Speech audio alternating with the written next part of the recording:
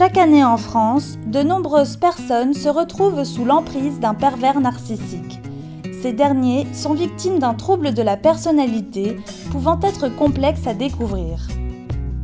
On appelle la perversion narcissique une personne qui a un trouble de la personnalité narcissique, c'est-à-dire qu'elle a une image dévalorisante de sa personne et se valorise en rabaissant les autres. Il est difficile de déterminer les causes de ce trouble, mais une enfance dysfonctionnelle ou des comportements parentaux excessifs peuvent le déclencher. Généralement, le pervers narcissique entretient une communication floue en changeant souvent d'opinion ou en racontant des mensonges. Il éprouve de la jalousie, n'avoue pas ses torts et n'assume pas ses actes.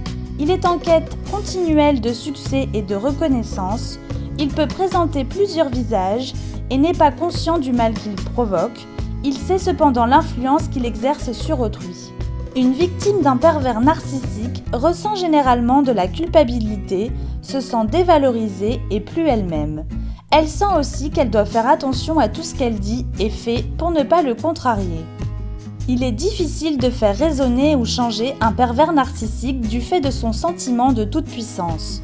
Pour éviter une relation toxique, la meilleure solution sera de se défaire de son emprise en mettant un terme à la relation.